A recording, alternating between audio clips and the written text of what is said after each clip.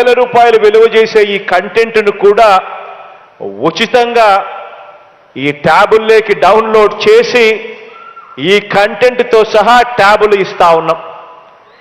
ఈరోజు ఈ 8వ తరగతి పిల్లాడు తన చేతిలో పెట్టుకున్న ఈ ట్యాబు విలువ ఈ కంటెంట్ విలువతో కూడా కలిపితే అక్షరాల 33,000 రూపాయలు విలువ చేసే సామాన్లు ఈరోజు పిల్లల చేతిలో పెడతా ఉన్నాం. ఈ పిల్లలందరినీ కూడా ఇంత ఖర్చు చేసి ఈ పిల్లల చేతుల్లో ఇవన్నీ కూడా ఎందుకు పెడతా ఉన్నాము అనంటే కారణం, నా పిల్లలు